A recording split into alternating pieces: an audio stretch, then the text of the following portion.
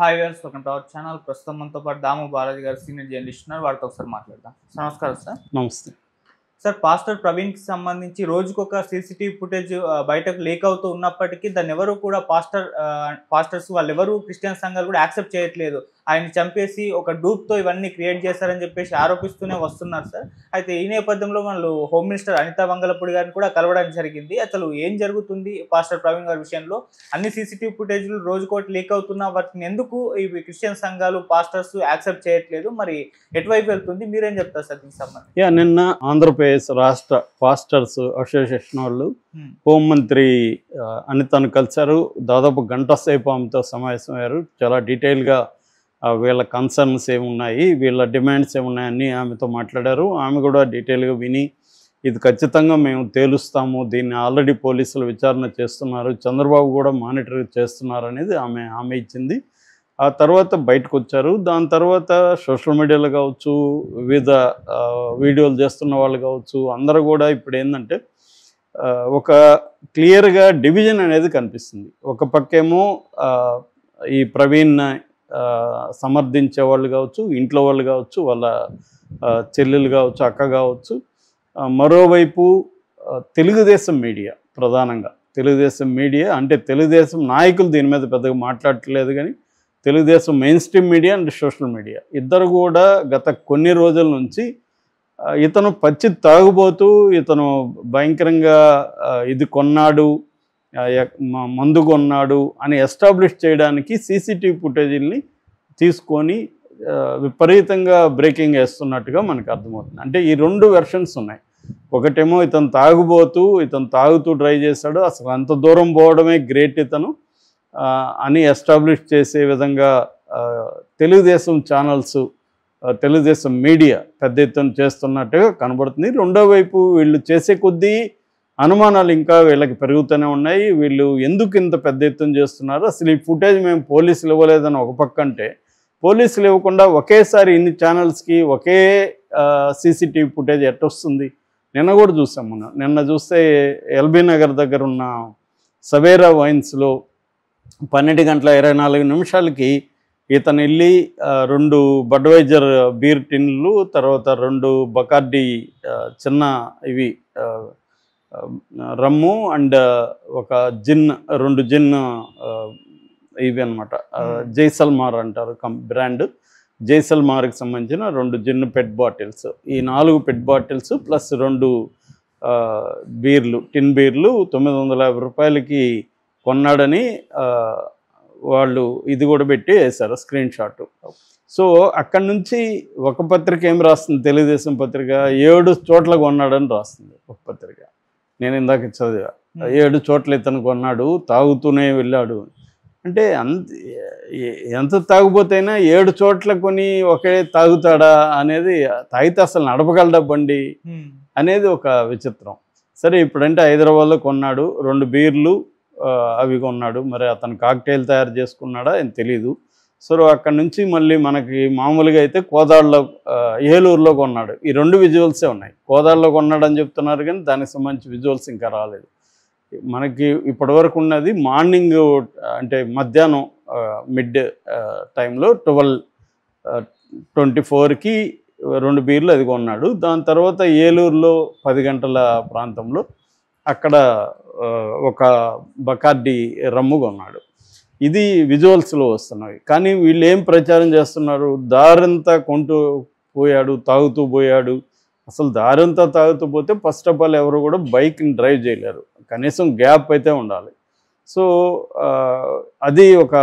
రెండోది, ఎందుకు అది పనిగా తెలుగుదేశం మీడియా ఎస్టాబ్లిష్ చేస్తుంది, ఇది పోలీసులు చేయాలి. పోలీసులేమో అసలు ఈ వీడియోలకు మాకు సంబంధం లేదు. ఇక్కడే డౌట్ వస్తుంది అందరికీ. తెలుగుదేశం మీడియాకి ఒకేసారి ఈ వీడియోలు ఎట్లా రిలీజ్ అవుతున్నాయి? తర్వాత కొన్ని గ్రూప్స్లో చూశాను, దీన్ని వీలైనంత స్ప్రెడ్ చేయండి అని మెసేజ్లు వస్తున్నాయి. ఎందుకు తెలుగుదేశం వాళ్ళు ఇలాగ స్ప్రెడ్ చేస్తున్నారు అంటే, ఇక్కడ ఏంటంటే ప్రతిదీ ఆంధ్రప్రదేశ్లో రాజకీయమే కాబట్టి ప్రవీణ్ మరణం కూడా రాజకీయంగా మారిపోయింది. సో క్రిస్టియన్స్ అంతా పెద్ద ఎత్తున ఈ స్థాయిలో వ్యతిరేకత వస్తుందని చంద్రబాబు కూడా బిగినింగ్లో ఊహించలేదు. అందువల్లే వీళ్ళు బిగినింగ్లో దాన్ని పెద్దగా పట్టించుకోలేదు. ఫస్ట్ అయితే ఇది యాక్సిడెంట్ అని ఎస్పీ కూడా చెప్పేశాడు. దాని తర్వాత వీళ్ళు ఎప్పుడైతే ఇది యాక్సిడెంట్ కాదు, హత్య, ముఖ్యంగా రెడ్ కార్ ఒకటి గుద్దినట్టుగా ఉంది, ఇవన్నీ బయటకు వచ్చాయో అప్పుడు వాళ్ళు అనుమానాస్పద మృతిగా నమోదు చేసుకొని విచారణ ప్రారంభించారు. కానీ ఇప్పటికి కూడా ఇన్ని రోజులు దాదాపు ఇంక 2 రోజులు పోతే 10 రోజులు అయిపోతుంది. 10 రోజులు అవుతున్నా కూడా ఇంకా పోస్ట్ మార్టం రిపోర్ట్ రిలీజ్ చేయకపోవడం, ఇంకా క్లియర్గా సీసీటీవీ ఫుటేజ్లు బయటకేమో విచ్చలవిడిగా ఛానల్స్ దొరుకుతున్నాయి, పోలీసులకు ఎందుకు దొరకట్లేదు మరి ఈ వీడియోలు? వాళ్ళు ఎందుకు ఆ 13 టోల్ గేట్ల దగ్గర ఉన్న 13 వీడియోలను మాత్రం ఎందుకు చెప్తున్నారు? ఎందుకు ఈ వీడియోలని ఓన్ చేసుకోవట్లేదు? అంటే క్లియర్గా ఇది ముందు ఒక ప్లాన్ ప్రకారం ఆంధ్రప్రదేశ్ ప్రభుత్వం ఈ పాస్టర్ ప్రవీణ్ని తాగుబోతుగా చిత్రీకరించాలి అనే ప్లాన్ చేసుకొని చేస్తున్నారు. ఇది అఫీషియల్గా చేస్తే ఇబ్బంది కాబట్టి ఛానల్ ద్వారా చేస్తున్నారు అనేది ఇప్పుడు పాస్టర్లు వీళ్ళు ఆరోపిస్తున్నారు. అందులో వాస్తవం కనిపిస్తుంది. అతను తాగి ఉండొచ్చు, నిజమే కావచ్చు, కానీ వీళ్ళు ప్రచారం అయితే మాత్రం పెద్ద ఎత్తున ఎందుకు చేస్తున్నారు అంటే అర్థమైందంటే ఇతను తాగి చనిపోయాడు అని చెప్పాలి. ఓకే, అది చెప్పండి, అది పోలీసులు చెప్పాలి కదా. అఫీషియల్గా పోలీసులు చెప్తే అది ఓకే, కానీ ఎందుకు పోలీసులు ఏమో మౌనంగా ఉంటున్నారు? పోలీసులు ఇవ్వకపోతే వీళ్ళ దగ్గరికి ఒకేసారి ఎట్లా వస్తుంది? అంటే దీని వెనుక తెలుగుదేశం పార్టీ యంత్రాంగం రంగంలోకి దిగి తెలుగుదేశం మీడియాని రంగంలోకి దించి వాళ్ళే ఈ వీడియోని కలెక్ట్ చేసి అందరికి ఇచ్చి మీరందరూ దీన్ని పెద్ద ఎత్తున ప్రచారం చేయండి అని చెప్తున్నట్టుగా మనకు అర్థమవుతుంది. ఎందుకంటే క్రిస్టియన్ సంఘాలు కావచ్చు, క్రిస్టియన్ పాపులేషన్ కావచ్చు చాలా తీవ్రంగా స్పందిస్తున్నారు, చాలా అగ్రెసివ్ కూడా స్పందిస్తున్నారు. మేము కూడా ఆయుధాలు పడతాం, బైబిల్ పట్టడమే కదా, ఆయుధాలు పట్టడం కూడా మాకొచ్చు, మేము ఇప్పటివరకు శాంతిగా ప్రశాంతంగా ఉన్నాము, మమ్మల్ని రెచ్చగొట్టకండి అనే స్థాయిలో కూడా కొంతమంది పాస్టర్లు మాట్లాడారు.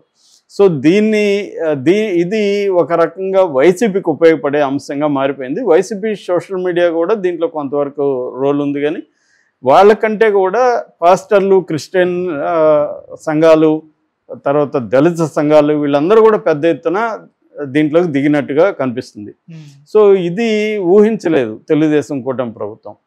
సో దానివల్ల వాళ్ళు రంగంలోకి దిగి తెలుగుదేశం మీడియాని రంగంలోకి దించి ఒక ప్లాన్ ప్రకారం ఇతన్ని ఒక గందరగోళం క్రియేట్ చేసి ఇతను తాగినట్టుగా నిరూపించడానికి చేస్తున్నారు అనేది అంటున్నారు. ఇప్పుడు ఏంటంటే ఇది మనకి ఇప్పుడు డీప్ ఫేక్ టెక్నాలజీ వచ్చినాక ఏది రియలు ఏది ఫేక్ అనేది చెప్పడం కూడా కష్టమే.